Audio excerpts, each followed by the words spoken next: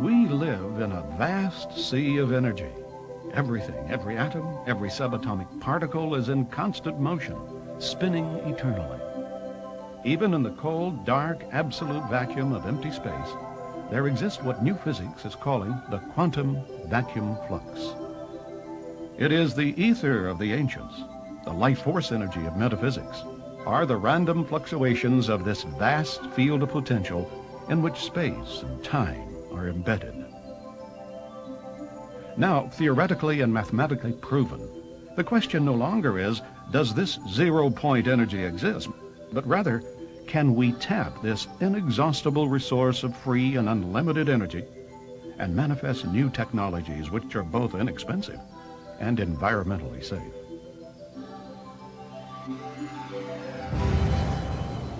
One thing is certain, if we continue on the course of rapidly burning fossil fuels and relying on nuclear fission, the future of our civilization is in grave jeopardy.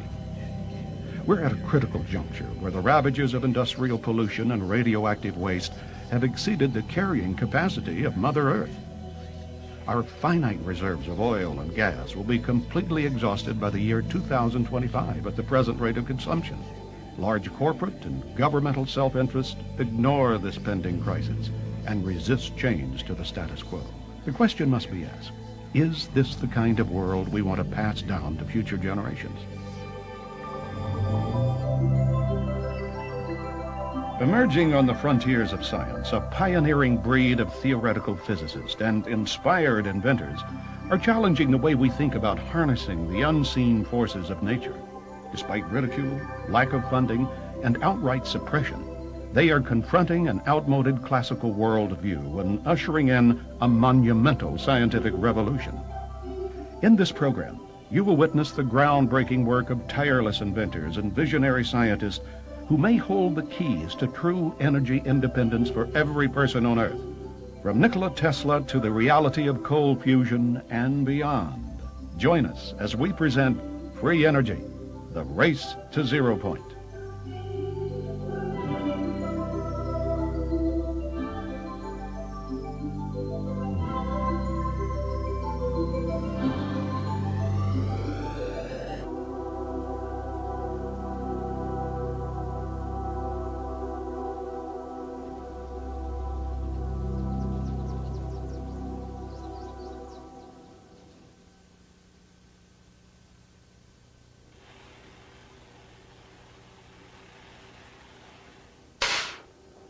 Most people would agree you can't get something for nothing. There's no such thing as a free lunch. And yet, we get our oxygen free from the air we breathe. We get sunlight free, and water, that used to be free until bottled drinking water came along. But what about energy? We've always had to pay for that, whether it's wood or coal, oil or electricity. It's always been the rule that you can never get back more energy than what you put in the first place. That's a fundamental law of nature. Physicists of the 19th century figured that out with the first law of thermodynamics, the conservation of energy. Maybe so. But science has come a long way since then. And laws? Well, there's never been one that hasn't been broken.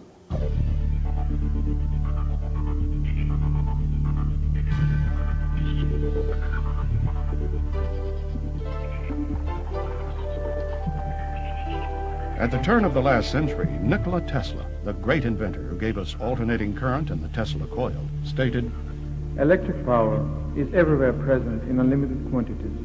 It can drive the world's machinery without the need of coal, oil, gas, or any other fuel. This new power for the driving of the world's machinery will be derived from the energy which operates the universe, the cosmic energy." With over 200 patents to his name, Tesla was well on his way to transmitting electric power without wires when he ran into trouble with J.P. Morgan and the financial interest of 1901. His ambitious Wardenclyffe project to magnify and transmit power to ships at sea and eventually to provide free electricity for the whole world was scuttled by Morgan, leaving Tesla penniless and disillusioned.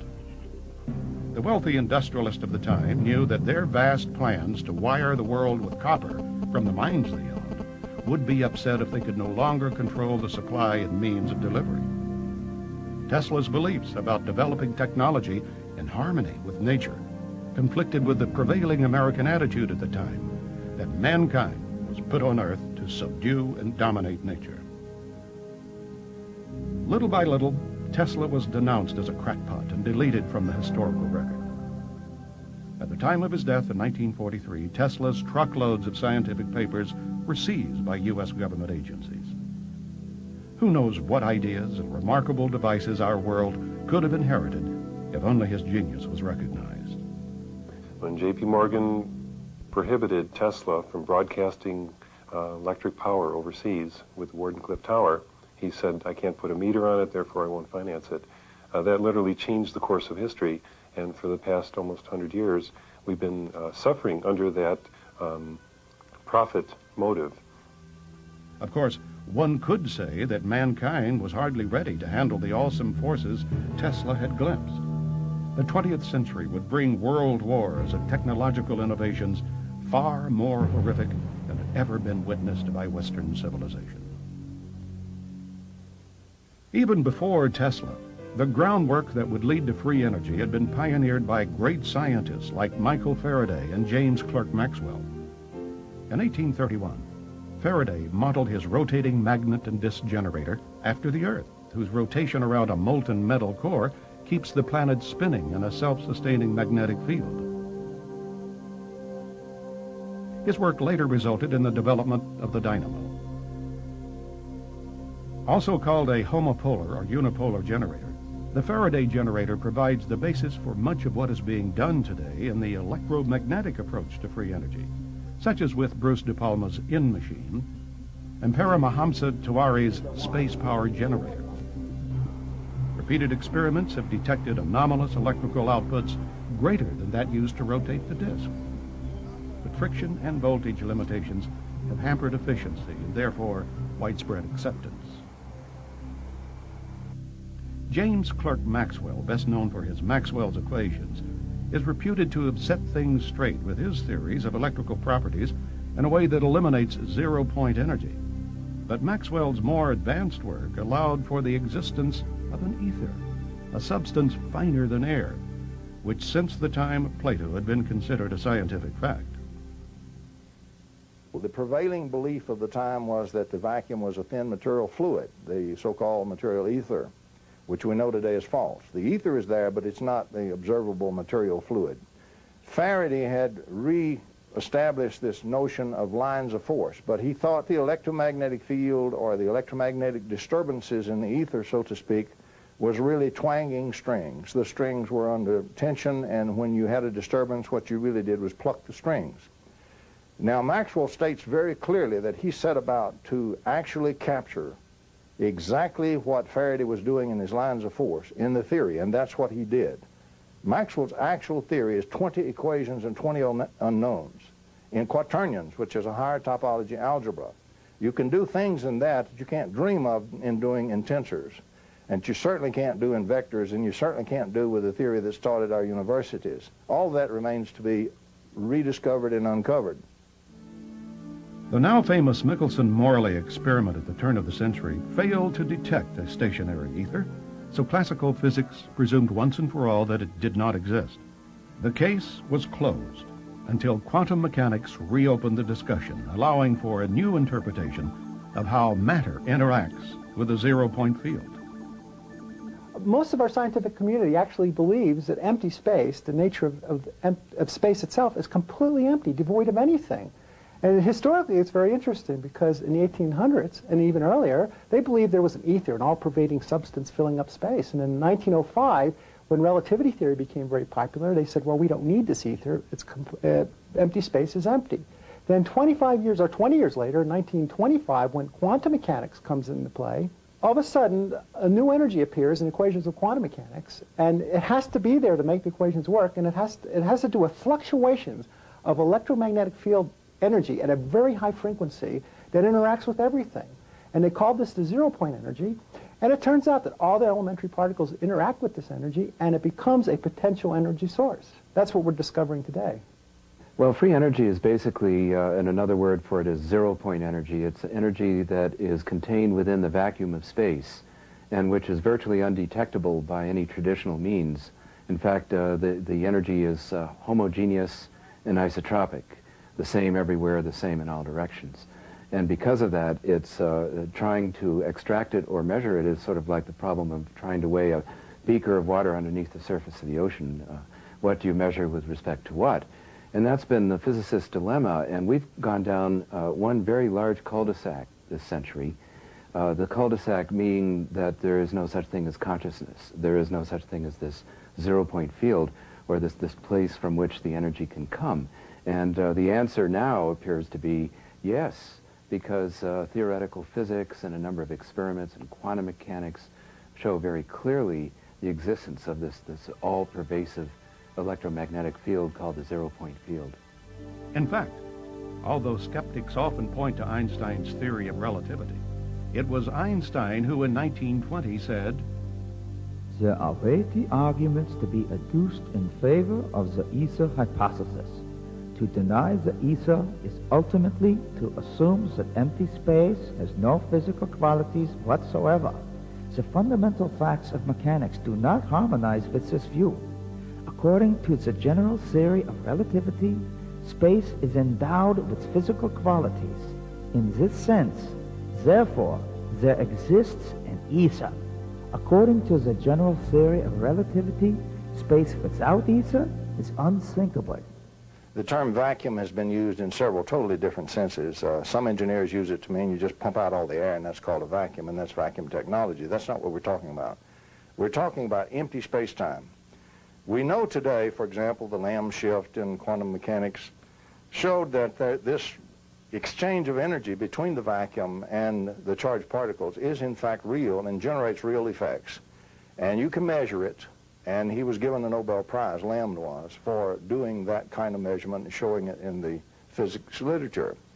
So we know it's real. Experimentally it's detected. The Casimir shift, for example, shows clearly that it's there, and it does generate energetic effects in your actual materials. It turns out that in the modern view, the modern quantum mechanical view, if you apply that knowledge that's been gained there, what you find is that the vacuum is fiercely active. It's a fierce energy flux and going in all directions at all times. The energy density of that, as estimated by various physicists, is extremely high. For example, in 1 cubic centimeter, if you could take the raw energy in that cubic centimeter and condense it into mass, divided by c squared, you would have more observable mass result from that than our largest telescope can see in the observable universe and all the stars and planets today. And so the energy that's there is extremely dense and extremely fierce. This drives everything that we call physical reality, from the quantum level right on up to the observed level and the observed world that we live in. Everything is energetically driven by the vacuum.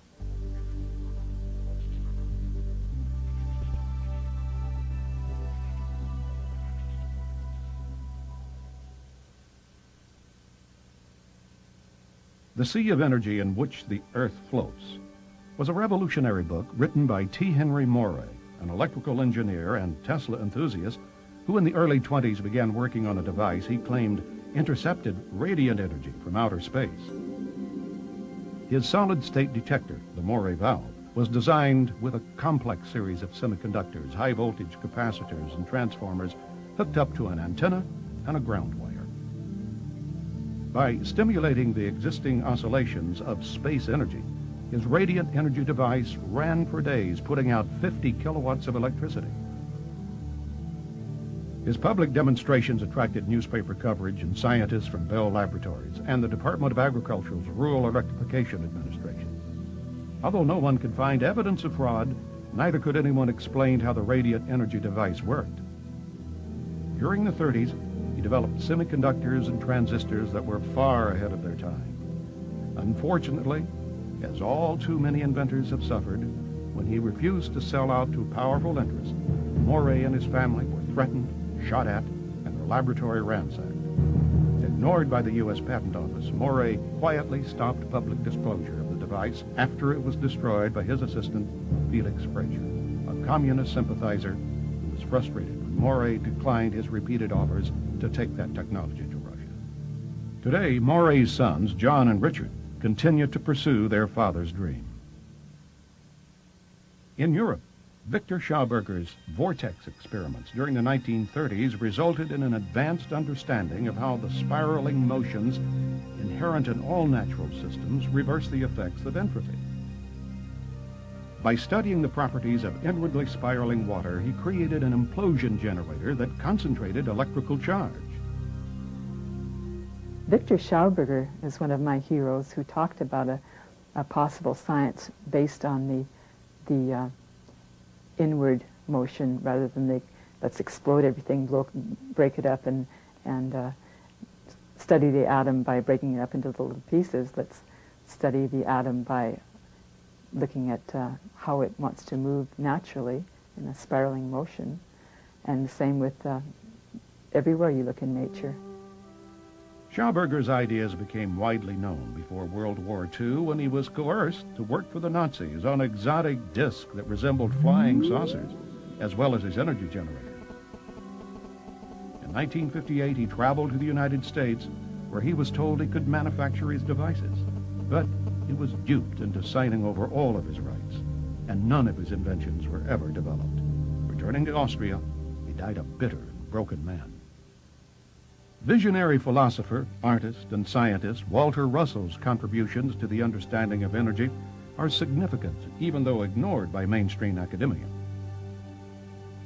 Russell's revised periodical table of the elements, based on a spiral, predicted many unknown elements and isotopes like plutonium and deuterium. His cosmological theories about the mystical nature of reality challenged physicists to think in terms of energy, light, and matter as one substance.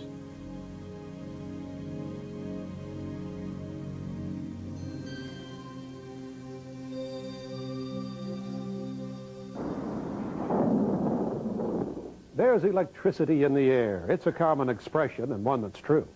Take a comb, run it through your hair on a dry day, and you can get a static shock. Sure, it's electricity, all right, but could it also be tapped to produce sufficient energy we could all use? Benjamin Franklin is credited as being the inventor of the electrostatic motor back in the 1700s, but its power output was modest. The Wimshurst electrostatic generator is a high-voltage mechanism developed in the 1800s, which can be hand or self-started and will produce dramatic sparking while charging Leyden jars. Today, it's used in teaching about electricity, but its practical applications are considered inconsequential.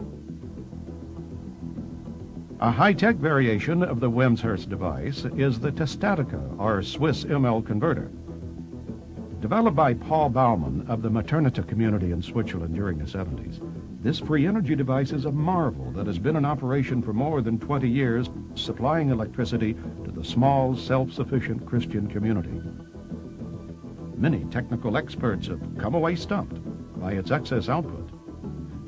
However, because the community feels that the majority of mankind is not ready to be responsible for such unlimited energy, they're keeping the technology under wraps until such time the world is spiritually prepared. Other researchers, like Dr. Oleg Jefamenko, continue to pursue real-world applications for harnessing the electrostatic motor. His accomplishment, I feel, is the best, is that he used a specific type of electret, which is a waxy substance which holds charge, and it's like in many ways a magnet, electrical analog of a magnet. And he's achieved a 0.1 horsepower motor, which is a small device. So, and this runs continually on atmospheric electricity. Like the homopolar generator, the electrostatic motor is based on the dynamics of our Earth environment.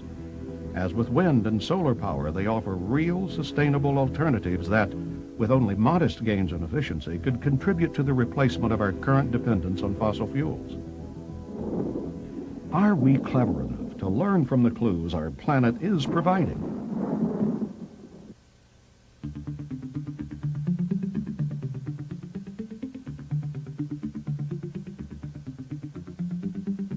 Upon the foundation of innovative thinkers and inventors like Tesla and Morey, the modern age of free energy research began. In the 1950s, Waves of flying saucer sightings occurred throughout the United States, and while an infant space program was trying to catch up with the Russians' launch of Sputnik, a man named T. Townsend Brown was busy on experiments that defied conventional understanding about electricity, gravitation, and propulsion. Along with Drs. Paul Byfield and Agnew Bonson, Brown took high voltage to the next extreme. In this rare home movie, the earliest experiments in electrogravitics are recorded.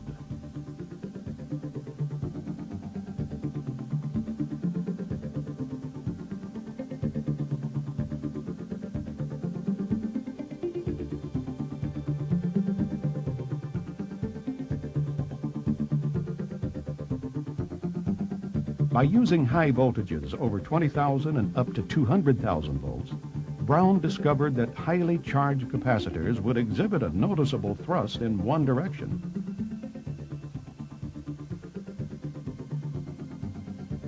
Although awarded a patent for his electrokinetic generator, no one has ever reproduced his experiment until recently. Larry Davenport, shown here demonstrating his replication of Brown's electrokinetic apparatus, explains. But when I first began to read Brown's stuff, I didn't quite understand the difference between the ion wind devices, which there's a lot of them out there, and some of them are very efficient as far as producing ion wind, and his particular apparatus. I finally decided to do Brown's work in 1994. I looked at his device. I'd tried several different things, and they hadn't worked, and I thought, well, Brown is supposed to be the pioneer of this, or so the people that make the claims and that get the patents, they always refer to his name, so I thought I'll go back and I'll try to do this. Getting it balanced was real important. His method of propulsion specifically was using the charge separation, high voltage charge separation on a vehicle. He found that circular craft were better for that application than winged craft. However, recently we found through Dr. Paul LaViolette's research that the B-2 bomber actually seems to qualify as an electrogravitic craft. The military has admitted that it electrically charges the forward leading edge of the wings. There's also a very high dielectric being used. Depleted uranium is used on the forward edge of the wings. And whether or not there are other applications for that technology and that design, we're recognizing that because the exhaust gas is also negatively ionized, that all of a sudden we have the high voltage charge separation that's necessary to provide an extra propulsive force, especially at high velocities. So electrogravity in that aspect is a very simple process, but does provide a good amount of force for a very small amount of energy input. As with many other promising inventions developed during the Cold War years, the National Secrecy Act prevented scientists like T. Townsend Brown from commercializing or even publicizing any technology which could potentially be interpreted as having a military application.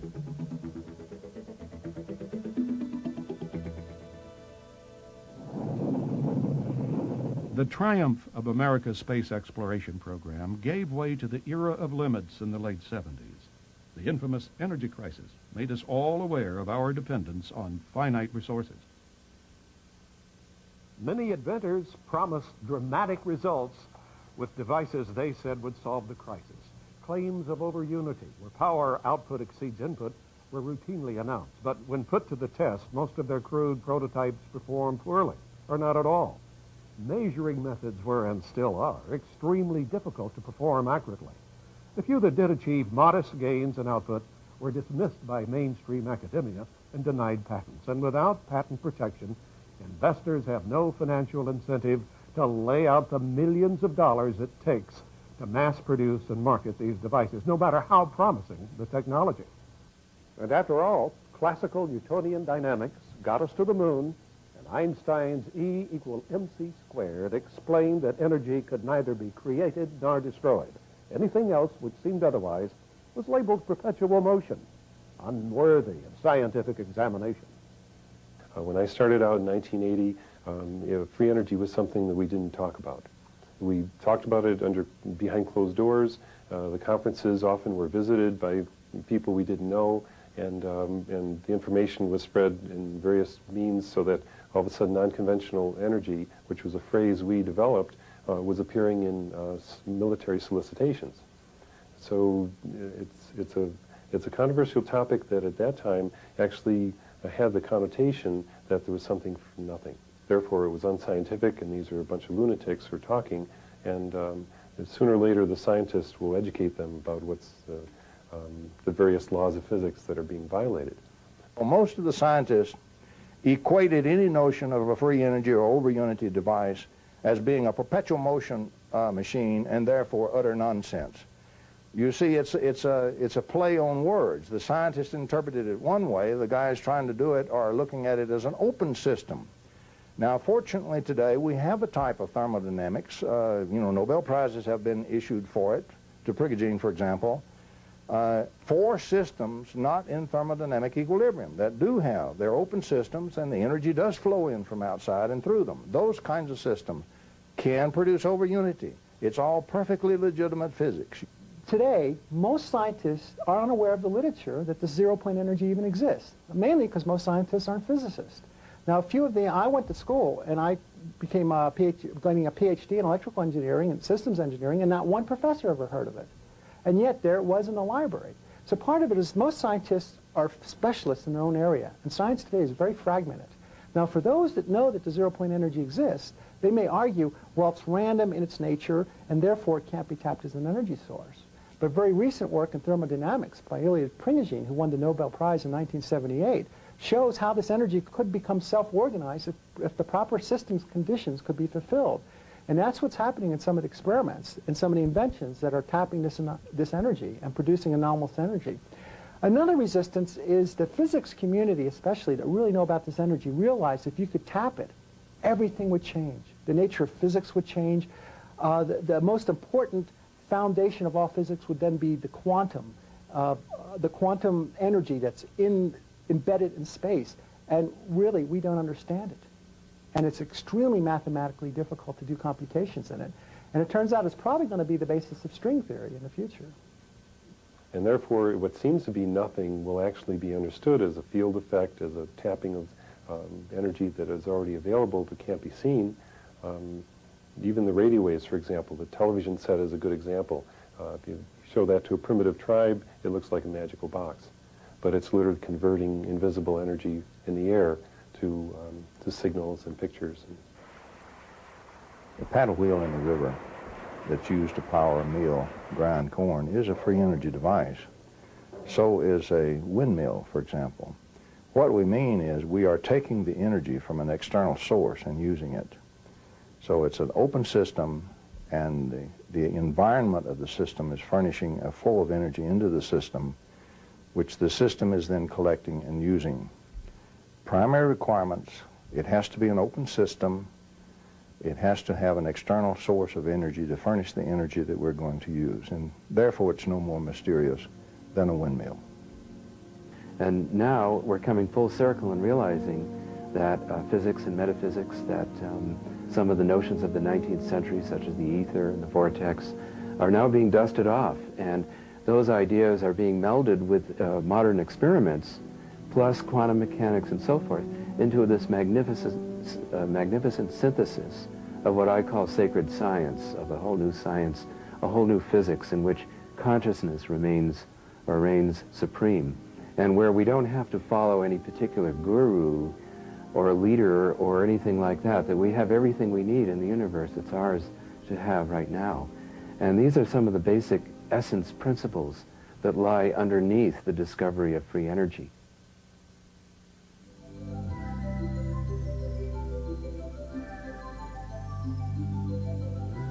The force of inertia is known in mechanics, but until only recently, it had been considered too weak and difficult to harness for propulsion.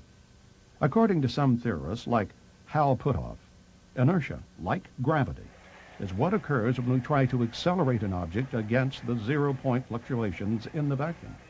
We run into resistance, literally. Canadian inventor Roy Thornton has developed an inertial impulse propulsion engine which overcomes that resistance using centrifugal force. It pushes against nothing and emits no exhaust, but it's been calculated to be 20 times more efficient than a jet engine.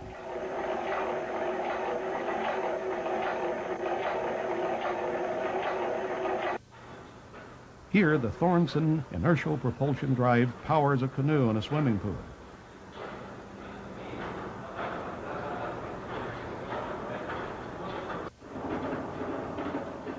The motor, which is housed in a box, never contacts the water or air.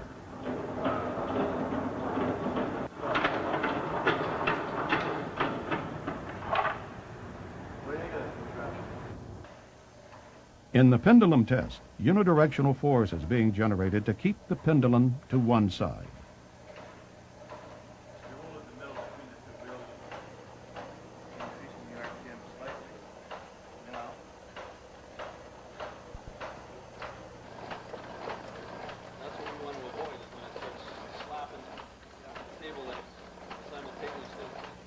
Whether or not we can demonstrate, as I have, with engineering analysis and models that will climb an incline, will pass a pendulum test, in other words, stay on one side of the pendulum consistently, and even power a canoe in a swimming pool, commercialization of that device is still a very difficult road. And we see that in many inventions, but what I like to emphasize is my F over P measurement of that is literally 20 times better than the jet engine.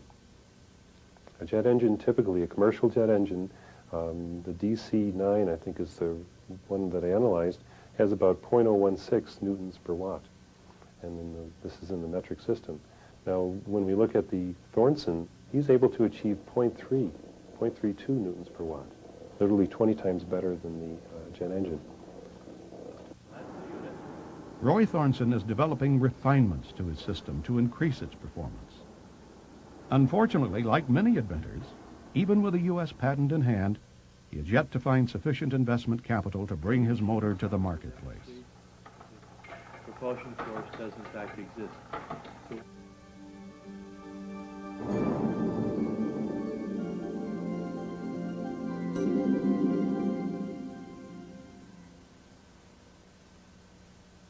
We've all seen these little toy gizmos that demonstrate lightning in a bottle.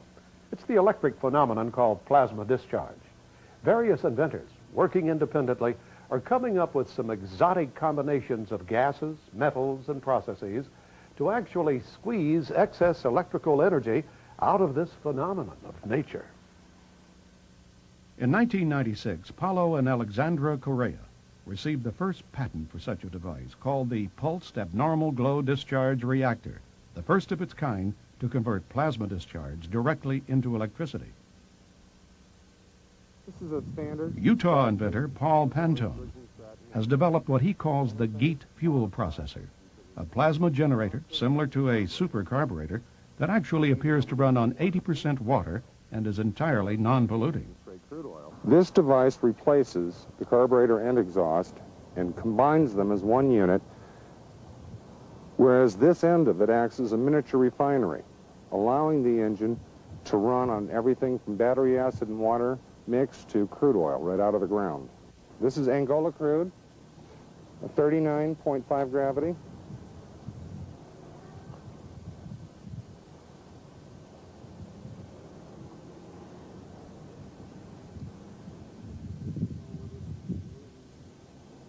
The exhaust coming down goes around and comes out here at the far end. The center chamber draws some of the heat from the exhaust, plus this tube takes some of the exhaust gases, takes them up into the chamber and bubbles them down to the bottom. The bubbles, as it comes through the fuel, are brought up to the top of the chamber, picked up through a tube, and fed up the center of the exhaust pipe. While they're being fed up the exhaust pipe, they are in a vacuum, and there's a heat exchange which occurs. This process has been argued a few times to be either a plasma field, an electro field. We do know that it does have a slight radiation, which is not alpha, beta, or gamma, and we do have x-rays to show that whatever is coming from the unit does get affected different from stainless steel than the regular steel. Go.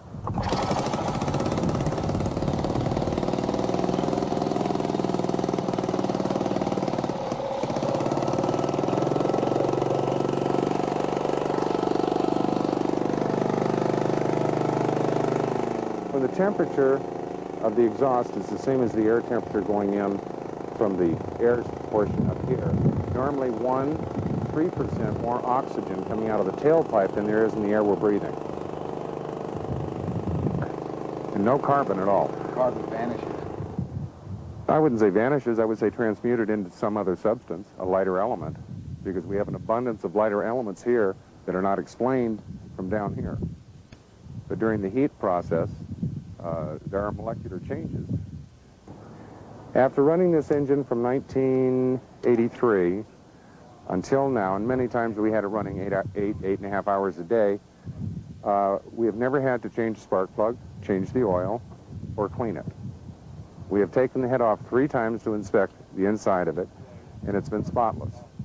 What we have here is the Pantone Geet device fitted to a Ford 2300cc 4-cylinder engine.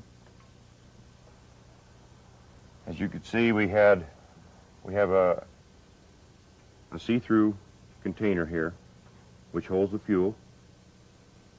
As the engine is started, air is drawn in by vacuum through the fuel and bubbles the fuel, the vapors of which are drawn off here. They travel down this hose into our reaction chamber. They go up the reaction chamber and return back out here to be taken into the engine through this tube. This is our air filter, and this tube is connected to another valve, which are controlled by this linkage, operating the air intake and the fuel intake. This is the valve that controls the return air going through this tube into the bubbler.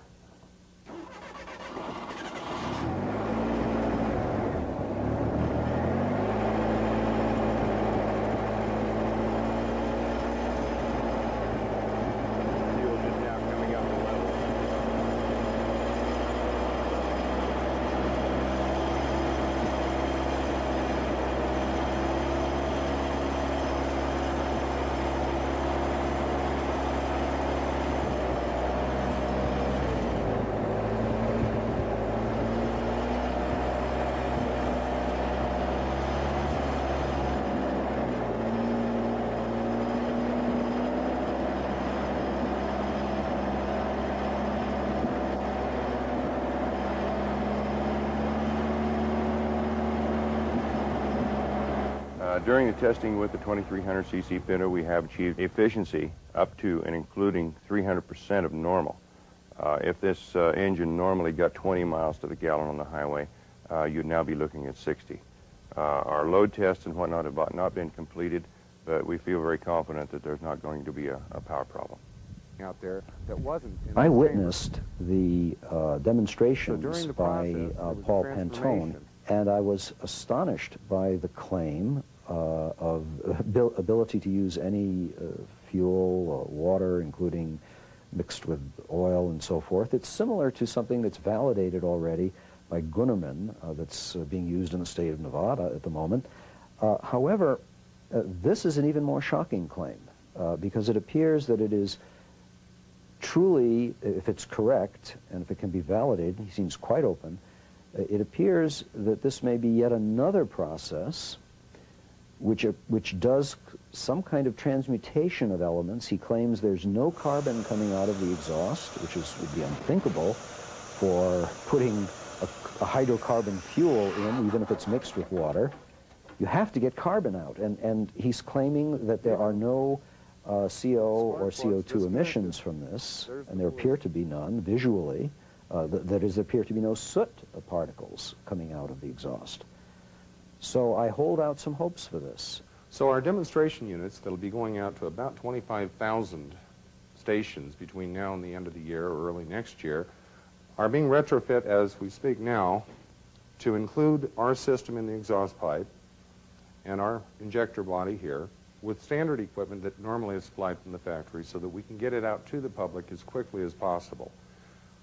After being rejected by dozens of U.S. manufacturers, Pantone now has contracts with several major foreign countries. Recently, several U.S. companies have decided to take a second look.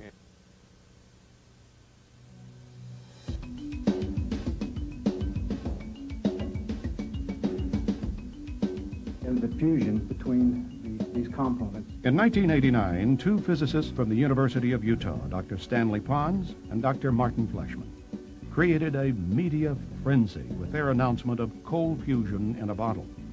Although several independent experiments reported similar test results, the cry of fraud quickly went up at MIT and other prestigious universities. The debunking was swift and merciless.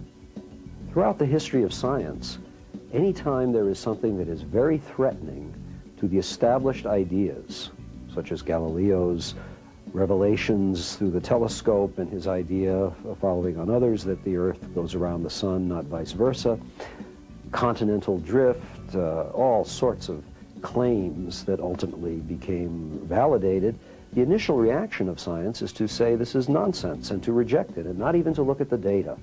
And I would say that the cold fusion and free energy or new energy phenomena are so threatening to the underpinnings of modern physics and chemistry and all other sciences that you get the expected intensely negative reaction. The real story about cold fusion is that it never died. Soon after the announcement in Utah on March 23rd, 1989, hundreds, thousands of people all over the world, scientists and engineers, began to try to replicate the Pons and Fleischmann experiment. And positive results kept coming in of all manner, including the energy, the excess energy, far more out than in than could be possibly explained by any chemical reaction or any previously stored energy.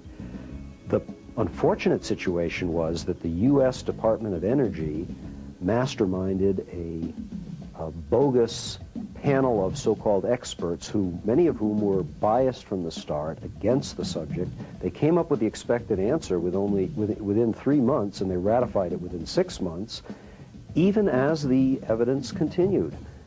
Those physicists, nuclear physicists that have been working with hot fusion, the tokamaks, this type of thing, they have a monstrous amount of evidence that shows exactly what they expect to have happen with nuclear reactions in this hot gas plasma. They believe, and it's a good first guess, that the nuclear reactions that would occur in a cold fusion cell should be the same. Well, Mother Nature doesn't always accept our predispositions to belief. Therefore, Mother Nature says, this is a different environment, these are different reactions, and hey guys, start studying a little harder and find out what's going on.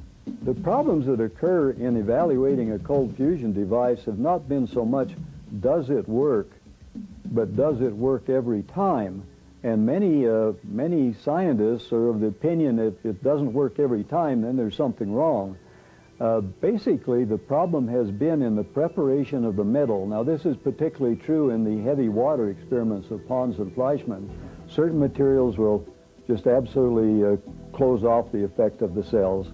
Other things that are finding additions will promote the effect. So there's a lot of study going on in that area. It's over 200 laboratories in over 30 countries have replicated or advanced or had successes in various types of cold fusion devices. The Patterson Power Cell of Clean Energy Technologies of Dallas, Texas, is one of the most spectacular devices in the cold fusion field. It also happens to be the first device that has a United States patent, which is also very important. It got it almost by accident, since there are hundreds of patent applications that the patent office is rejecting. What this cell is it's very similar to the Pons and Fleischmann concept, except it uses tiny little metal-coated beads with either nickel, palladium nickel, or even sometimes just nickel, and ordinary water, not the heavy water, which Pons and Fleischmann started with. And it does produce, with a flowing stream of this liquid, or electrolyte, with just a little bit of lithium sulfate salt mixed in it, it produces spectacular energy. In fact, in one experiment, they turned the power off completely, and the cell continued to produce 20 watts of power, unmistakable, for at least 14 hours, and my understanding is that could go on for a number of days longer. The typical power ratios of this kind of a cell that's very robust, totally repeatable, is anywhere from 10 to 1,000 to 1, okay, when you have even a tiny bit of input power. They've had to go over 1,000 watts with only a watt or so input electricity. Clearly, these cells can be made to self-sustain, that is, continue by themselves. Dennis Cravens is an independent scientist who has done first-hand research studying the effects of the Patterson power cell. The important thing is, notice over here, total excess energy is usually in the megajoules range. If you run through a chemical calculation of how much metal you have in there, about 20 milligrams, turn the crank, how many moles is that? How much? You assume about 100 kcal per mole for you chemist types of a typical energetic reaction, if you can think of one. We can't think of one, but if there was one, you maybe get 32 kcals if you burned all the metal. So we are 3 or 4 orders of magnitude more energy out of the system, integrated energy out, than if we were burning everything chemically. If you do the calculations, you'll find that you can get there. It's more likely that a few percentage of them are in the millions of electron volt region. It's been revealed recently that the Patterson cell will actually keep producing heat for at least 14 hours after it's shut off. This is a phenomenal discovery. It has not been advertised or publicized very well. But what that means is we're actually dealing with a free energy source. The inventors never use that phrase, and for obvious purposes, but the important thing is that it does need more understanding, and also it has the keys to our the type of device that we need. The interesting thing about the Patterson cell, too, is that as a byproduct, it produces hydrogen and oxygen. It's actually using water, any type of water, and electrolyzing that water, and then just exhausting the hydrogen and oxygen. Now, we could see two views of that. For example, if we're actually forced into a situation where we're in an enclosed space and not able to spend too much time outdoors, which we already spend 90% indoors anyways, the supply of oxygen is very valuable, whether or not we even use the hydrogen. But it's possible we could also store the hydrogen and therefore have hydrogen-powered vehicles and use the oxygen indoors. Another area that has emerged as a result of cold fusion, which is every bit as heretical and disastrous to the scientific enterprise as the over-unity and the greater energy out than in, is the transmutation of metals, that is, heavy metals. In ordinary cold fusion experiments, they have now seen in the metal changes in elements. For example, the production of copper, the production of other isotopes, such as rhodium, the change of palladium into other things. This is confirmed, there's no doubt about it, and it's occurring with minimal energy input. So what this leads to is an analogy with the old claims of the alchemists, who were able, historically, they said, and there's some evidence that they were able to do it, to do low energy processes that produced gold from lead or mercury or other things. This is now being done in laboratories, and every instance I know of in the history of science where a small effect was seen initially to produce something was later scaled up. So it's quite possible that our culture will enter an age of alchemy in which low energy processes can make precious metals. As we look toward the future, I believe we'll be able to find ways in which we can create the kind of elements that we need by these low energy nuclear reactions. I think we'll be able to start adding to or picking apart or changing the nucleus of atoms to be able to get the kind of stable atoms that we need. But more important, I thoroughly believe that we will be able to take the radioactive materials, add a proton or add some changes to it, and make those radioactive materials non-radioactive. And that is going to be a great boon to our present to clean up the mess that we've left behind from our atomic bombs, from our nuclear power plants, and of course from things like Chernobyl. So in the future, we have laid the groundwork with cold fusion by which we'll be able to handle a whole array of nuclear changes that heretofore have been outside of the current model of what can be done with nuclear reactions. There are many power companies throughout the United States that are now on alert, and they're sending their representatives to cold fusion conferences. We meet them all the time. They give support. They really will be the vanguard of the new energy age.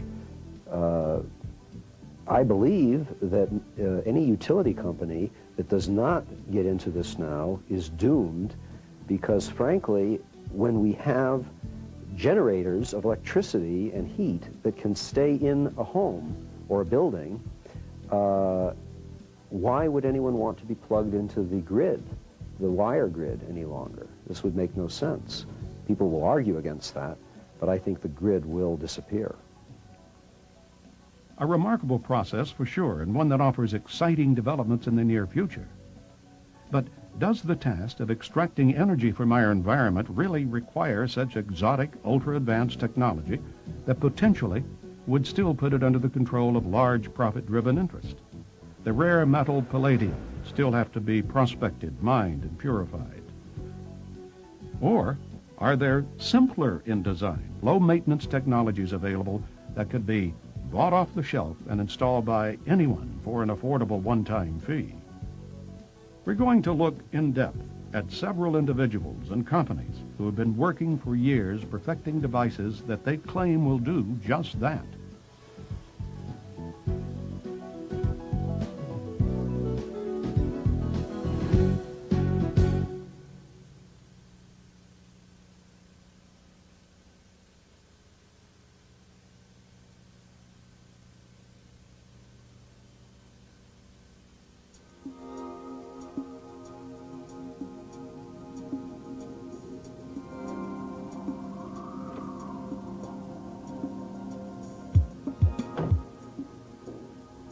No one person in the free energy field has been as determined and persistent as Mississippi inventor Joseph Newman.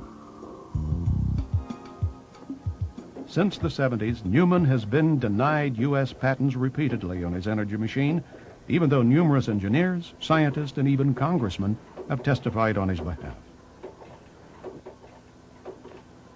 In 1968, I invented a bike that would get a wheelie. And I used an 80-pound flywheel that I had built and took a positive clutch out of a 30-horsepower motor, put it above the axis of the back wheel. A kid would get up on it, build up inertia in that 80-pound flywheel. He'd engage that positive clutch. Immediately, the front end would jump up off the ground. It'd leave black streaks on the pavement about that long, and kids' eyes would get as big as a silver dollar. They were just ecstatic over it. But I had heard the word that a gyroscope was a stabilizer. So I went to the library, got a book on gyroscopes. And when I started reading the mechanical characteristics of a gyroscope, the question that had dogged my mind for 3 years, how did that current know which direction to go? And why was it when you went parallel you'd get nothing? I saw the laws of a gyroscope match that exactly. If you study the laws of a gyroscope, if you take this little gyroscope here, if I can spin it up, you can see that it does, but I think every kid knows it's true. Now, if you pivot that one direction, it goes one way. You pivot the other way, it goes the other way. If I turn it around 180 degrees, now if I push it up, it goes the opposite direction. Push it up, it goes the opposite direction. If I go parallel, it does not pivot, as long as I maintain a parallel position. That's exactly what happens when you move a conductor through a magnetic field. You push down on it, the current goes in one direction. You push up, it goes the opposite direction. You turn the magnet over 180 degrees, everything will reverse. You push down parallel to the lines of force with the copper wire, and you get nothing. It told me that the energy in a magnetic field was a gyroscopic particle. Now, I didn't care what the rest of the world was saying because they couldn't answer my honest question. It was obvious to me the energy in a magnetic field consists of gyroscopic particles. It is the mechanical essence of Einstein's equation of E equals mc squared. It moves forward at c and it spins at c. That's Einstein's equation of E equals mc squared. It only occurs when you get atom alignment in material. I don't care if it's conductor, iron, what it is. When the atoms align, the magnetic field will appear, come outside the boundaries of the material, and gives you a running river that you can tap into. And what I'm going to show you is an energy technology that's going to totally change your life, that the status quo power brokers have been fighting, and I'll show you the history of it. They didn't want you to have it, but you can see for yourself that this works. And the part of this for you is to see it, is to watch these meters, because these meters are going to show you that there's more power in this system than flows from this battery.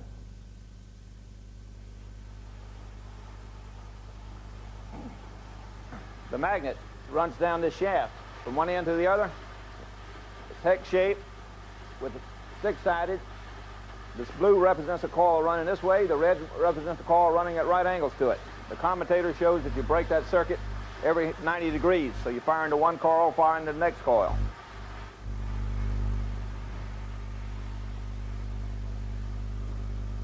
Now you notice this gets higher as it's running because the batteries start getting charged. Now this one's going from 200 up to 400. You see that there's more current being produced by this system than those batteries are capable of delivering, because batteries will not produce RF power. So the RF power must be coming from the motor. Now RF power is true power, and the way you know this meter only works by converting the heat, and the heat is converted into electricity because it runs through a resistor. It's a very accurate measuring device. So you're well over twice the current is flowing in this system than these batteries are capable of delivering. And the batteries cannot produce RF power. Now this is real power. It has to be coming from the system. It clearly shows that the energy output of the system is greater than the energy inputted into the system. And that's what I've been saying. That's what's more than 30 scientists who came to my home from around the world. Some of them came all the way from England, signed affidavits that the invention worked. The special master to the court, Mr. William Schuyler, who was a former commissioner of patents. He was an electrical engineer. The federal judge chose him, saying his credentials were superb. He looked at those affidavits and gave the men the credit they were due. He said the evidence was overwhelming. The invention worked. There was no contradictory factual evidence, and the patent office had knowingly not followed the formalities of the patent law. To us as an observer, we see everything as motionless. We see objects and they sit still, and everything in the shop sitting still. And so we think that's, to us, again, as to the observer, we think the natural state of our planet is non-motion. But when in reality, you get down to the basic makeup of the atoms of this material, and you see that the natural state of the universe is motion. The unnatural state is what I have concluded is the lack of motion to the observer, because that's when it forms into something and becomes a solid mass that will be interreacted by other masses sitting close to it. It causes it to sit still and not be able to travel because of its attraction. So we come along as the observer and we say the natural state of the planets and the universe is lack of motion. Just like we believe that so strongly, just several hundred years ago, we believed that the Earth was the center of the universe, and that we were everything, and they even believed that the stars, even back at Kepler times, was only like a cake full of raisins 3 miles thick, and the stars were little tiny raisins in it.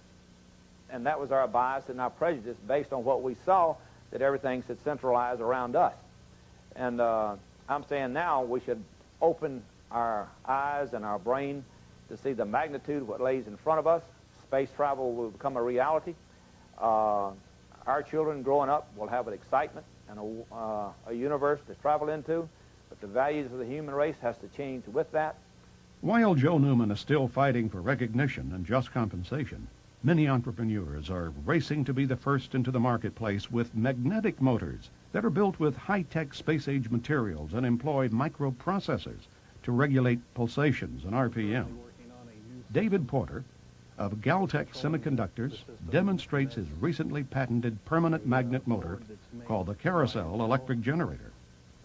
This is the latest version of the carousel motor generator. It's a rotary version.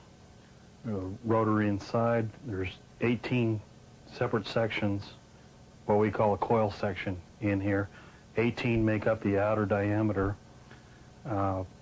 There's 6 coils here that we're using to drive the motor.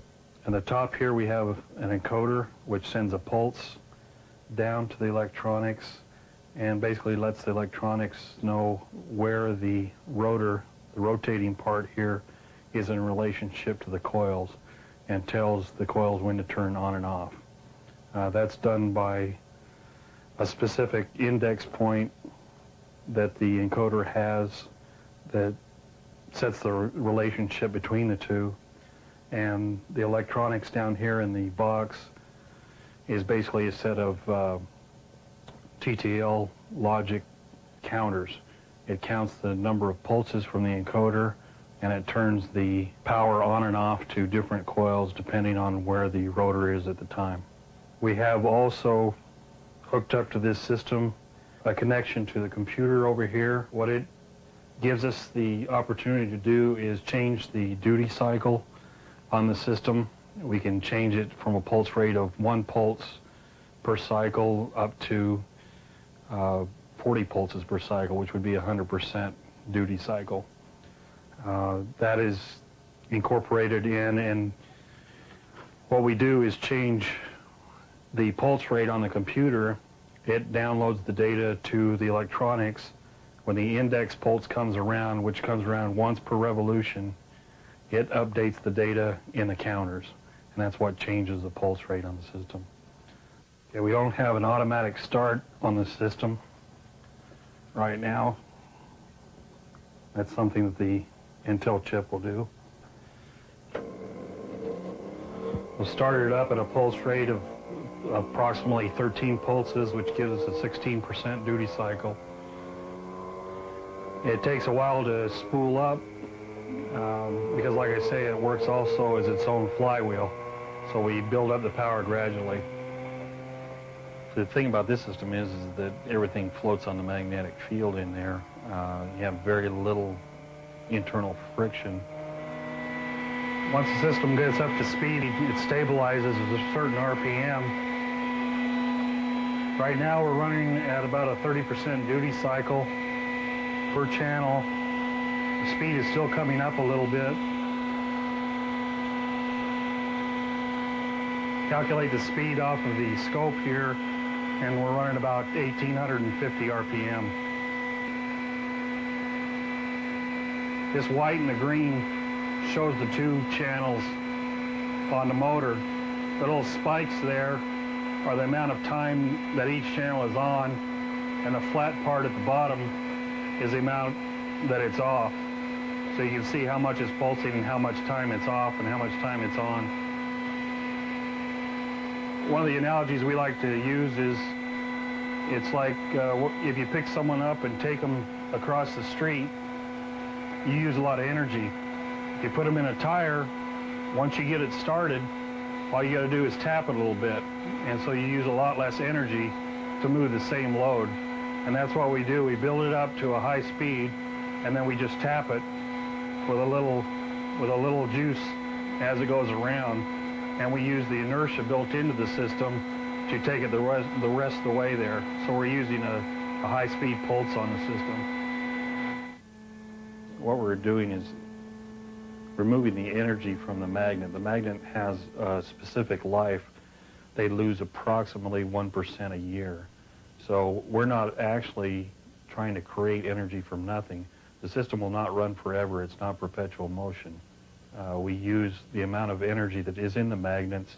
Once that energy is used up, the magnets can be taken out, they can be recharged. All we're doing is maximizing the efficiency of the electromagnetic flux density that's there to the production of electrical output. When will we be able to see free energy devices powering consumer products like this electric car? Well, they're already here, and you may be able to purchase one by the time you see this program.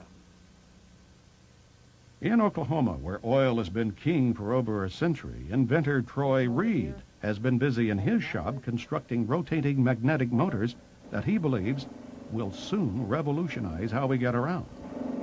And it does work. This is a new prototype of the magnetic motor, and if I can explain a little bit about what you call a magnetic field. All magnets, the big old wooden prototype, has a system. As the motor went over, it had a tension to jerk over like that. If you take this motor here and you take your finger and rotate it, It doesn't have that jerking in it. So what I've done, I got rid of the crankshaft. I've got rid of the injectors, and the system in this motor here, as you crank this motor up, and like you do the other one, the motor will start running, and what I'll do, I'll energize it on this motor here. If you can see these amp gauges over here, this will come, when we get it up to about 150 volts, we'll unplug it and we'll turn the light on. If you turn this around where you can see this side here, all the working parts is behind this system here, operates from a little computer. Takes just 5 volts. It's 150 volts. What we're going to do, turn off all the switches, make sure there ain't nothing plugged into it. There's the plug. There's your 110 volts. Motor still running. You can operate this table plumb around. Still got energy running. Nothing tied up in the back of it. Nothing on the floor. Rotate it around. Still running electricity. So we're looking, hoping this time next year that you'll be able to use it in your home. So that's another. And what's good about this, you're talking about electric automobiles. This right here can set it in the back of an electric automobile and generate electricity and charge batteries up in a car.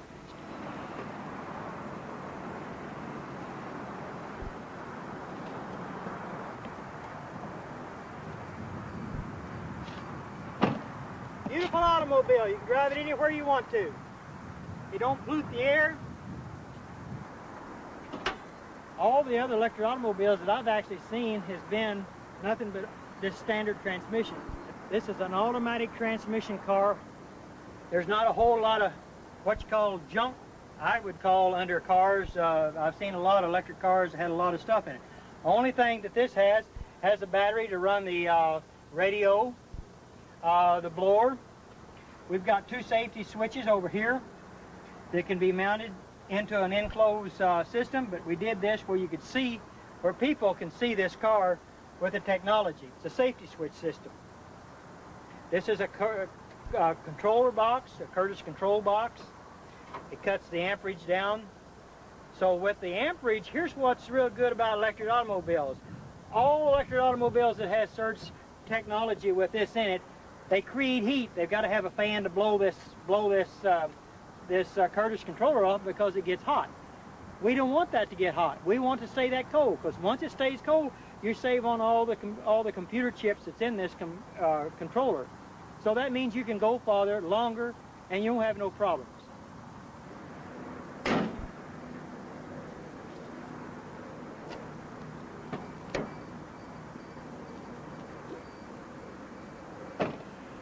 This electric automobile has got 2 gauges in front of the shifter on the automatic transmission. It's called the voltage and the amperage. That's what I was talking about earlier about amperage on automobiles. Let's see if we can't get the amperage to go down instead of going up. The voltage on this here should say somewhere around 120 volts. When we start out, there's no amperage at all. So the gauges is down below here, and we're getting ready to take and go drive the car, and you can see for yourself what it does. All you do is to take and put it in gear, and the motor sounds like a little sports car. Shifts, runs good, fantastic automobile, drives. If you'll see the amperage on the gauge, see it going down? Amperage goes way down. That's what I like about electric cars. If you floorboard the car, the most it will do would just be about maybe 100 amps. And that's what we want to do, is to keep the amperage down on an electric car. So it'll go anywhere really anybody wants to go. If you want to take a trip, you don't have to worry about it, go plug it in the house, because it's called the surge technology. It's a beautiful automobile, and I love it, and I've put a lot of hard work in this car, and we're going to make it. No oil, no gas to fool with. And the technology is here. It's going to be here. It's going to go. It's going to work beautiful for the whole world, for mankind. See you around. This is your future, people.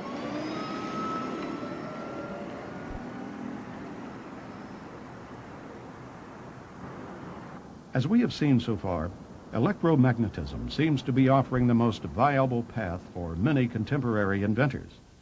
The magnetic motor continues to challenge the over-unity barrier, but even simpler methods are being demonstrated through common ingenuity. Dennis Lee of Better World Technology has been struggling to pursue his dream of achieving energy independence for everyone on the planet. Held in prison for 2 years without ever being convicted of a crime, Lee mounts public demonstrations in major U.S. cities, lining up individual dealerships to market his devices. A controversial figure who some dismiss as a fraud and others see as legitimate, if outspoken, P.T. Barnum of free power to the people, Lee has assembled an impressive line of prototypes and processes, including those by other inventors like Yul Brown. Although he claims his machines are not utilizing zero-point energy because they draw heat from the surrounding air, his numerous devices supposedly achieve super efficiency rates by recycling excess energy through closed-loop systems. I built the world's most efficient heat pump and developed it, and these are the evaporators for that heat pump right here. They're 8 feet high, 3 feet wide. Now, the refrigerant we put in here boils at 40 degrees below zero.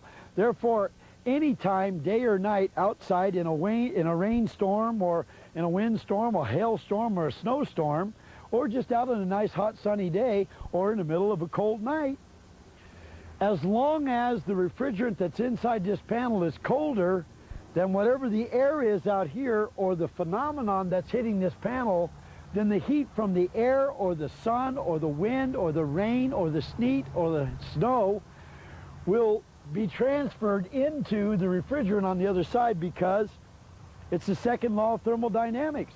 Hot goes to cold. So if this is the coldest thing outside, anything out there that touches it is going to give its heat to it. A little bit of heat goes a long way. That gas starts expanding like crazy, and as it expands, it then is drawn into the compressor, not through suction. I've got engineers and inventors that don't like to use the term suction, but through negative pressure. So as the compressor is creating this negative pressure, the gas is migrating to it. And so a compressor is a gas pump. It'll pump gas. And so the gas is being pumped by the compressor into the compressor, elevated in temperature. And even though if you touch this panel, it's ice cold to your hand, and if you touch the line going out of the panel, it's still ice cold to your hand. When it hits that compressor takes all the gas in this space, puts it in that space, elevates the pressure and the temperature. Going out of the compressor, do not touch that line whenever that thing is on, because it's 200 to 250 degrees hot. And so that's where we get the heat. All of the heat is transferred in here. We then use a compressor to take the relatively useless energy that we've got and elevate the temperature and pressure and make it very useful energy. Then that heat would be transferred later. This is a direct drive compressor. This direct drive compressor takes freon from the panels, and it runs that because this direct drive is causing the pistons to go up and down. That gives us heat into the boiler. The boiler expands the other freon back through that into a double-acting piston that's going back and forth. We're converting with mechanical apparatuses, we're converting that into shaft rotation. That shaft rotation turns this wheel. As this wheel turns, it causes the compressor to turn. As the compressor supplies the heat, it causes this wheel to turn. You might say these two wheels are powering each other. And by the way, once the freon has taken the heat, it then made the power, it then goes up here. This is a condenser. We're sucking water out of the bottom of the tank, could be the well. And we're running the water through this pump right here that's also driven by the same drive mechanism, running the water into this condenser. It's the world's most efficient condenser at 100 degree delta T, 6 million BTUs. And as we're then running the water through, we're making the water hotter, but the water will also be being pumped. And as I do this, I'll show you the water being pumped. And then also we're cooling down the Freon, which is going into this canister and is being pumped right back into the boiler by a little trombone pump that's running on the same cylinder. You ready to try it? Let's go ahead and try it. Let's turn it on, guys. Okay, if you're ready, Maestro, anytime you're ready.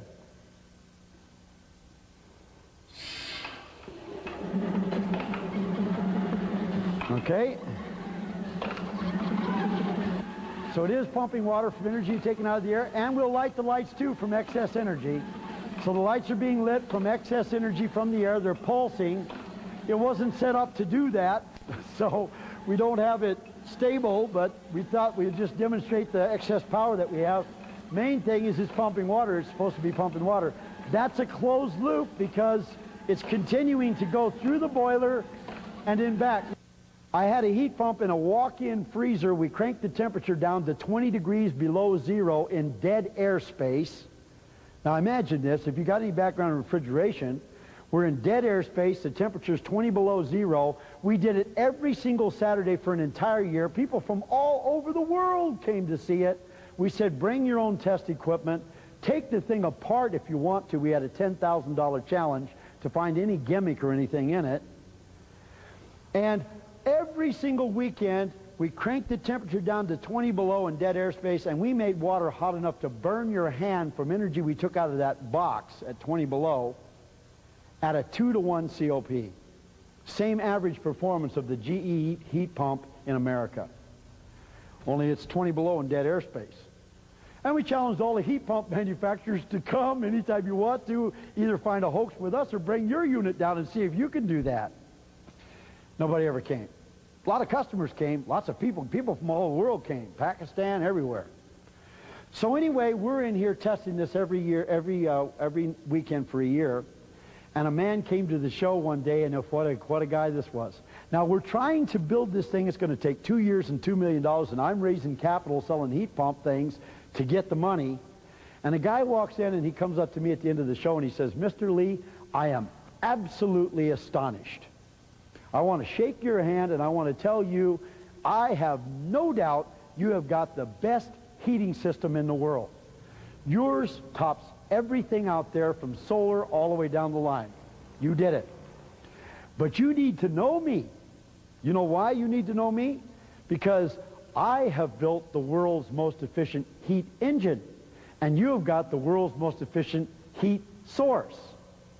He says, if we got together with our two technologies, we could become the most dangerous men in the world. I thought, wow, I've never been the most dangerous man in the world. I've kind of wanted to be. And so, you see, this man's name was Dr. Fisher. Now, this guy proved that they built the steam engine wrong.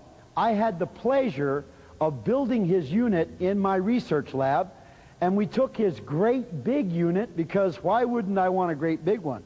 I don't want to put everybody on the grid system with a new system that can exploit them some more with all the arrogance that comes with it. I wanted to give people the opportunity to be totally independent of the grid system. Remember, that was my goal. So we took the big one we had and we scaled it down into a model not much, a little bit smaller than this one. It was a little smaller than this. It was about that long. It's about 13 inches long, 6 inches in diameter. And that one was going to be big enough to be able to power all the energy you needed for your house, and so I didn't want one bigger than that. And by the way, that little unit could fit in the glove compartment of any American-made car. I went across the United States of America telling my story.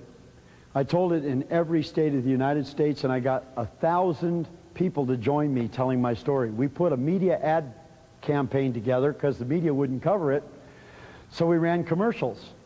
And we did a 60-second commercial cutting a power line and saying you can power your house with no electricity, external electricity, run your car with a new engine that runs with no gasoline. We did a 60-second commercial nationwide. As far as we can tell, about 10 million people saw it. And after that happened, that was too much. That couldn't be tolerated.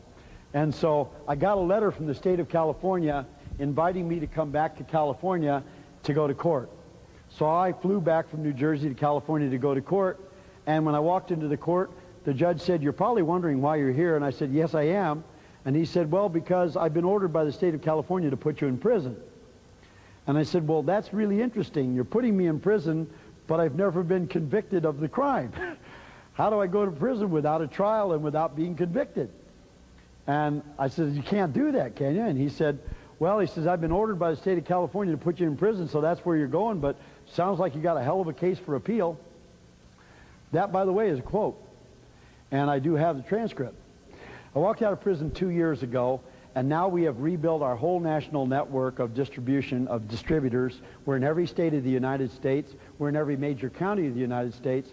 We have people now who understand exactly how the government works, exactly how the big boys work, exactly how the energy companies work, and we've got it all figured out, and we've got far, far, far more technology than we ever had in 1987. We got a lot more money than we ever had in 1987, and we're about to rock your world.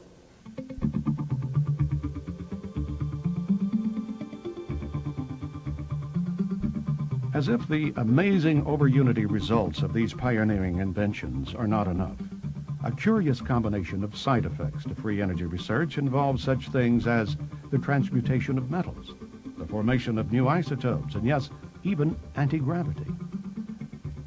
Levitation effects from spinning magnetic disks conjure up images of UFOs hovering in midair. British inventor John Searle has led the way along these lines, but his technique is not the only approach. The remarkable works of Canadian inventor John Hutchison has drawn widespread attention from businessmen and government scientists since 1979, when he began using ultra-high electromagnetic frequencies to transform matter in some very unusual ways. It has come to be known as the Hutchison effect.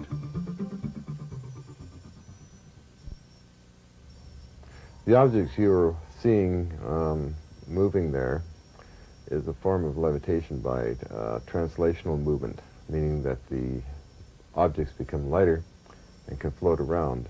The heaviest being the barium cylinder that you see there with the two wires coming out of it. Tends to slide around on 7 pounds of its own weight.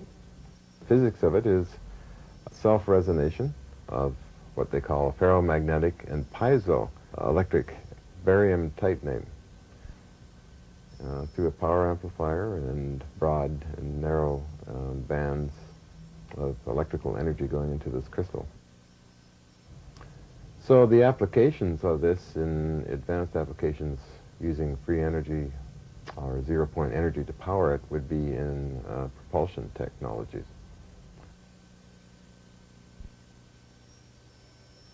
This is a crystal converter unit that I made about a year ago to see if the principle worked, and indeed it seems to work to this day. The principles involve the Casimir effect and space charge type of barrier technology in semiconductors, and a jitter activity called zero-point energy that goes through time and space. The idea is to get the material inside this to interface with the jittering action of zero-point energy. And moving on to what they may look like inside, I actually bring out a piece here of this material, of common minerals and that, produced in a special way, and I take a reading here. And I should be getting a higher reading. I had a hot spot somewhere on here. I have here almost a half a volt, as you can see. As one can see, there's no batteries in this or anything else except just crystalline material with different configurations. And this is a steady state. It's always that, and has been tested up to a year's time and under stress tests also. So, which made me decide to then, of course, mount the same material in cylinders. Different cylinders, of course, there are different mixes in there, and I found that that some of the cylinders are not as powerful as this material here, or this very tiny one here. Actually, this has more power than this large artillery shell unit here. And what I want to do, of course, is to demonstrate it in the sense but making actual power. And that means to turn a small motor. Okay, I'm attaching this to the base here. Another lead at the top, and it should spin, which it does. So yeah, basically, this kind of material powering motors. Of course, it's a very small motor at this time, but scaled up in larger amounts of material can power up to several horsepower if needed. Hutchison hopes his simple shake-and-bake method of producing these crystal energy converters will attract investors who can see the potential of permanent batteries which never need charging. Non-toxic, that will interface with zero-point energy in space and time. Hutchison's more dramatic experiments border on the paranormal and have generated more than just a passing interest from U.S. military research labs. We've had about 750 demonstrations of levitations, translational movements, metallurgical samples falling apart, changing into transmuted unknown metals. Quite a variety of obscure types of effects, wood impregnated into metals, other objects in metals, monopole magnetic fields written up in many journals. Quite a host, or a Pandora's box, of different types of effects on the outer edge of the scientific community. In this remarkable series of video clips shot by Hutchison, we see what happens when he fine-tunes the electromagnetic frequencies aimed at target objects in his garage.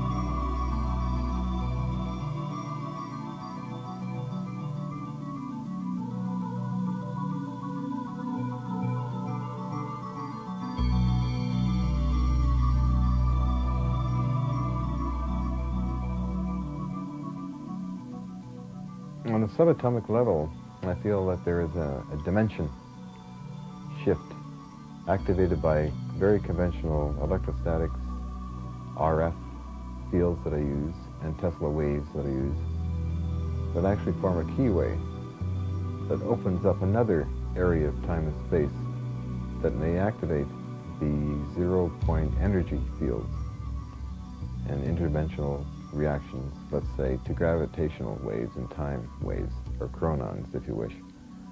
Perhaps we're dealing in chronons and gravitons, which are maybe particles, and somehow causing a distortion, which causes objects to simply break apart or pulsate in the center of stainless steel bars and fall apart, or to become weightless.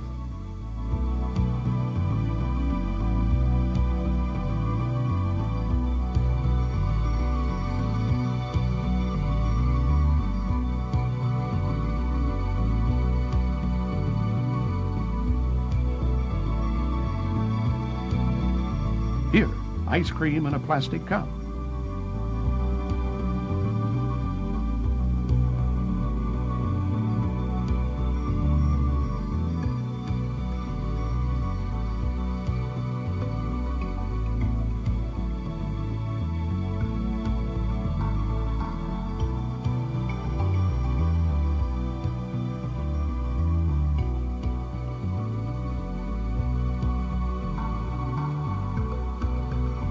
Finally, a 70-pound cannonball.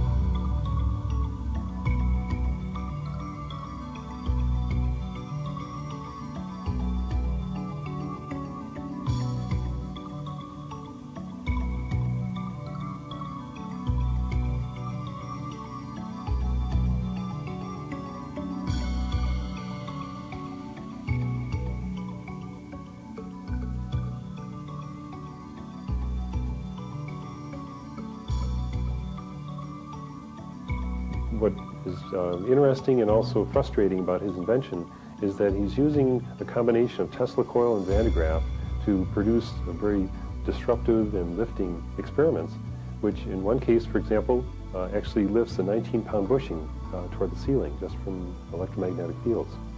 Now, when we analyze that, we find that there's position versus time graph that we can plot, and also the velocity versus time. But when we actually analyze the acceleration versus time, it's an increasing straight line.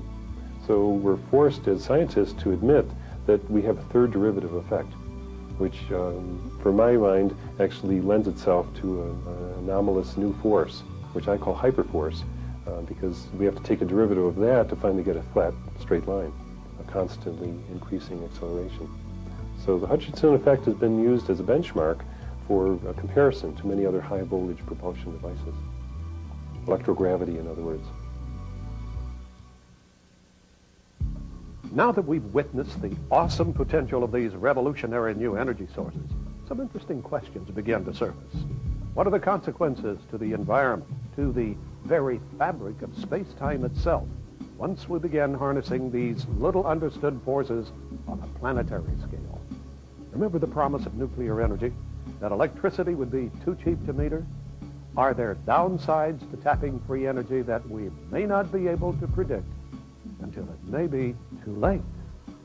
We have effects which can get down now into the very fundamental thing that drives everything, the mind stuff, the connection of the mind to the body and everything. For example, if you were to generate extreme pulses, extreme powerful pulses of this so-called scalar potential stuff with the hidden internal stuff, if you jerk that or hard enough, you jerk the normal smooth flow of time stream, and what you really do is you snap the body loose from its mind connection. You jerk the two loose from each other. That's instantaneous death at every level. Every cell dies, every germ dies, every paramecium dies, every virus dies, the whole body dies. So obviously, if you're going to try to think of energy in those enormous amounts, you're going to have to be extremely careful. You can't do that just willy-nilly without risking terrible effects from it. So there are some limitations that will emerge on this technology. There is a danger, however, that you may tap too much zero-point energy, and then, of course, these things would heat up and explode, which has happened a few times with these devices of mine. So, in essence, it's an interesting technology to get involved in, but I notice that there's some precautions one needs to take. If you're having too much drawing from the electromagnetic jitter of zero-point energy, you're going to get a minor meltdown. And I had to clean this area out here once because of a minor meltdown. Would a new energy source be dangerous? For example, I would say, of course, you have to respect it. I mean, it's energy, so therefore, it's always potentially dangerous. It's double-edged. And I think it would take a healthy respect to investigate it. One should be cautious, and that's very reasonable. I've heard some good things. I've heard there could be health effects. There could be good effects as well as the potential for detrimental effects. I think it's like anything else. It's energy. It could be used for good. It could be used for bad. It's up to us.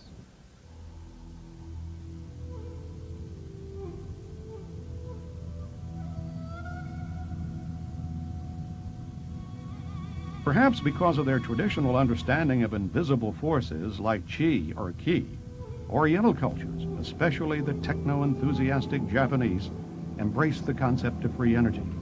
Well-respected scientists like Shinichi Seki and Seihuji Inomata are receiving substantial government and industry support. Meanwhile, the Japanese, of course, are beginning to commercially develop various systems.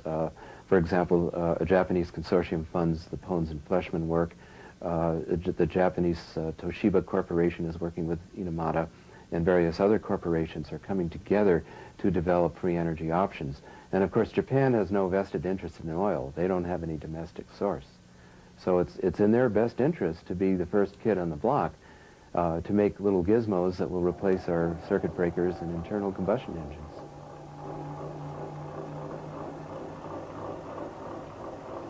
To understand this machine, you need, mind change, paradigm shift in yourself, So far, physics, ordinary science, consider only material world. But we should think another world, as an unseen world. And we should recognize that unseen world and material world is connected. This energy comes from the other dimension.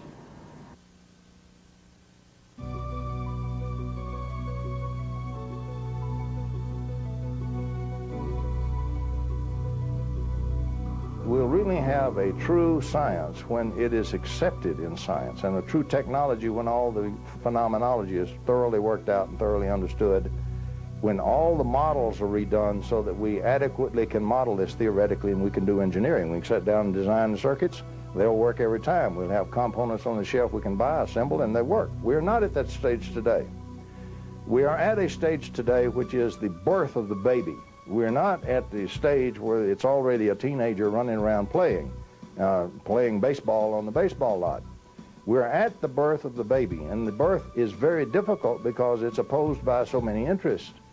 The orthodox scientific community still very adamantly oppose it because they think that it's nonsense. They think that it's this old idea of perpetual motion in a closed system, creating energy from nothing. And that is nonsense. You can't do that. There are very strong and very powerful economic interests in the world, probably the strongest economic interest in the world, which are adamantly opposed to it. Can you see what this does to the oil-rich nations? Can you see eventually, can you see what this will do to many things? Now, actually, what it'll do, you'll phase the oil. Petrochemical industry won't go away. You still need the oil for the materials that's in it and the chemicals. And so it'll be more and more petrochemical industry rather than keep burning and wasting the oil and putting all the pollutants in the biosphere. So many things will readjust. It's going to wrest control from a lot of the great wealthy control barons who now dominate largely the economic world. And their world is going to change. Now, what you're going to see, I would predict, and we'll see if history bears this out, when those barons really realize that this stuff is for real and it can be made to work, and with the internet and with free publishing and computers and everything, they can no longer contain the information, and it's very embarrassing to keep killing the inventors. They stopped that about 15 years ago. At some point, you're going to see an overwhelming availability of funds become available. When the funds become available, the scientists will change over into it because they go where the money goes. They're bought and paid for, simple as that. You can't do research unless you got the funds. You cut off the research grants, professor gets without a job. He leaves the university. And so science is simply bought and paid for in this country and much of the world. When the money goes, the science will go to it. Now that will put the sharp young graduate students on it finally with some funds to do the experiments and work on their doctorates and so forth. You will have a very rapid assimilation and advancement of a totally new and extended electromagnetic science at the time. You get to a certain stage in scientific development, sometimes to stages where you're faced with problems and barriers and you sort of forced to rethink and go in different directions. I think we're seeing that one of those peculiar time periods in the history of science where we're going to overturn some cherished models, not too much, but make some changes, and they'll open the door to an enormous amount of new technology in electricity and magnetism, in nuclear reactions, in motor development, in battery applications, in space flight, in perhaps in anti-gravity. I think there are, in creating scarce elements from plentiful elements, I think we have just reached a plateau now where the world's door is opening to, what, a millennium of new science? We're talking about real-life hardware. We're talking about experiments in science that are telling us beyond any reasonable doubt that we have technologies that will enable us to be free from the bondage that we now feel, free from some of these economic constraints that we've created for ourselves.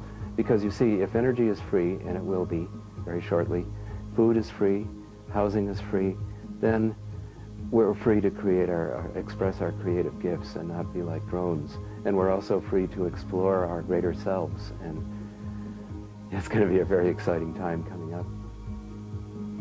The future of the world, as seen by conventional thinkers, or even many far-reaching thinkers, is tame compared to what cold fusion and free energy is going to do. No aspect of human culture will be untouched by this energy revolution.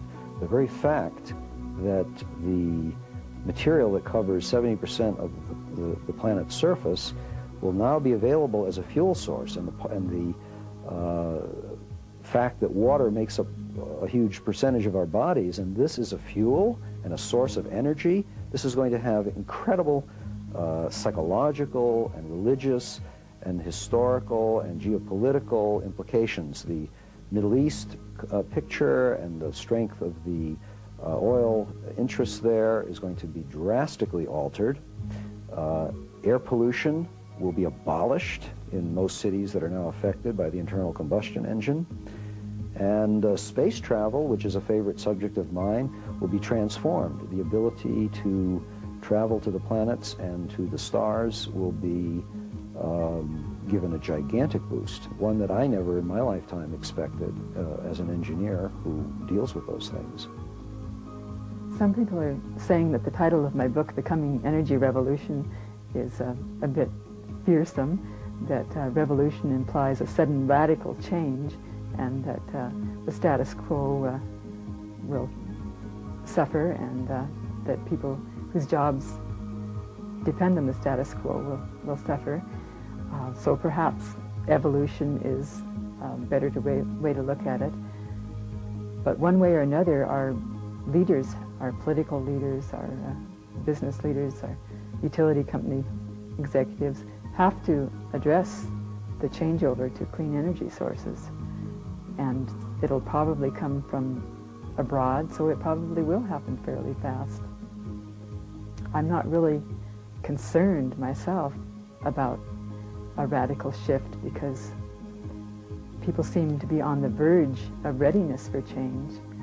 A lot of fear, but also some positive anticipation.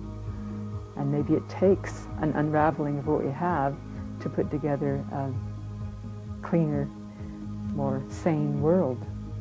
Is mankind ready? Do we have the maturity to handle it? Are we giving matches to a baby? That's the question. Well, the first answer is we're kind of backing ourselves against the wall. If we maintain a status quo, we're doomed anyway. It looks like we're going to get a shot by having this energy available to us. If we're not mature enough to handle it, well, I guess we're doomed either way. We have a chance to survive, a chance to go on, but it will take, in a way, a consciousness transformation. Understands their consciousness movement and things like that, that people are starting to wake up. It's not just a me game now, it's a we game. And as we learn to work together and have empathy for one another, we can transcend the old selfish consciousness, which has caused all the problems and all the wars and everything else, into a recognition that we are a planetary being.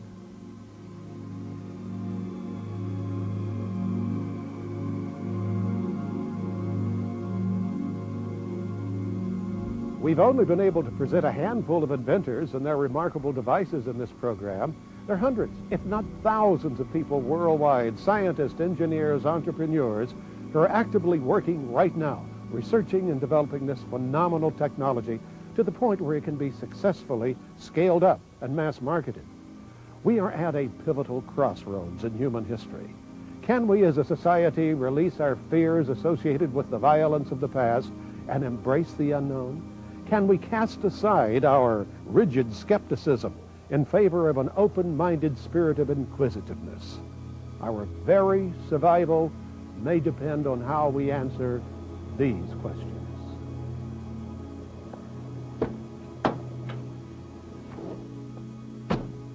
We hope we've given you enough of the necessary information with which you may base your future decisions regarding this exciting new field, one that will soon affect all of our lives and the very fate of our planet Earth as well.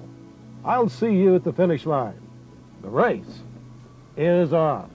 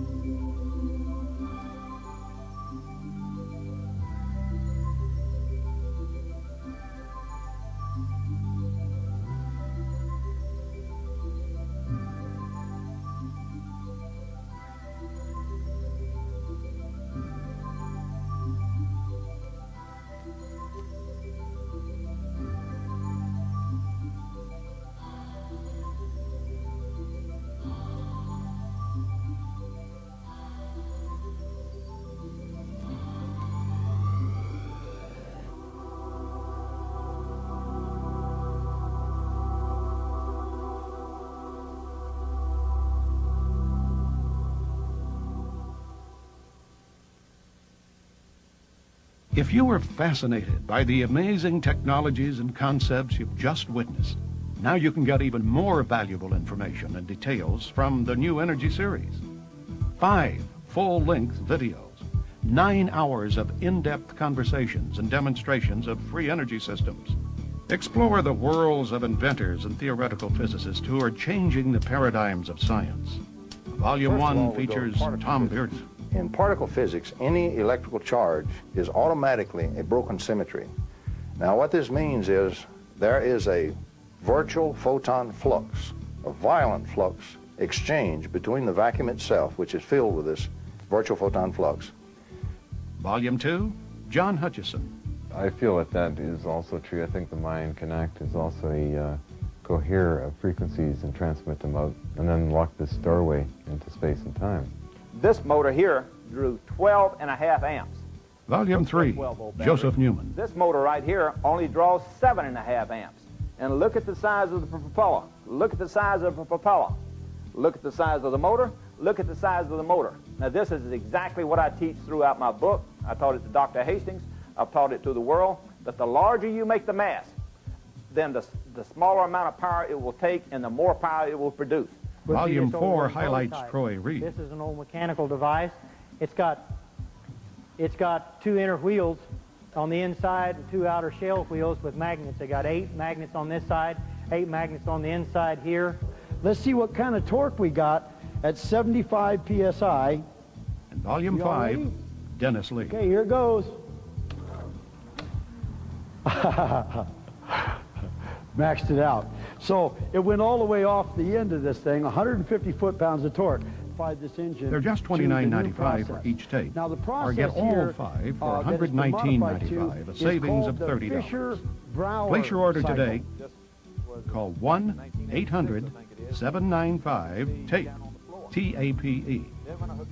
Or write to Lightworks Audio and Video, Post Office Box 661593, Los Angeles, California, 90066.